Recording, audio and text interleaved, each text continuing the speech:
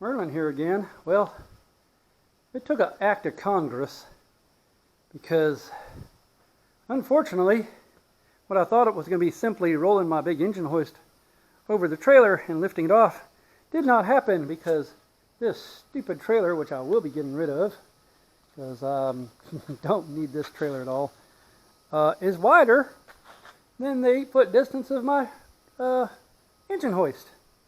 So, luckily, the guy I got it from had put PVC pipe on the trailer to roll it up on.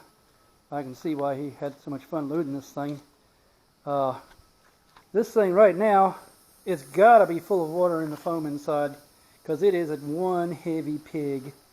It was all I could do to get the thing off the trailer. It didn't have any lift hooks on the back, so I had to clamp this piece of aluminum box tubing to the back and then hooked my engine hoist hook to that so I could get the weight off the back of the hovercraft because the rollers were only towards the front.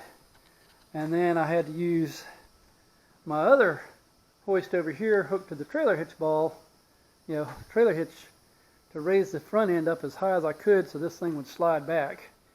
So I got it off, put straps under it, lifted it up straight, and I've now got it on a few 4x4 posts going across it and some cinder blocks.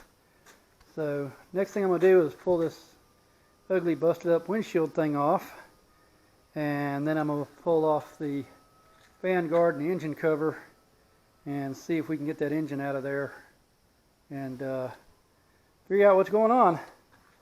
But I'm guaranteeing as heavy it is, the foam in here is probably totally saturated. So it's definitely going to be one of these split the hull and do a total rebuild. But we kind of expected that anyway. So anyway, stay tuned and we'll keep you posted.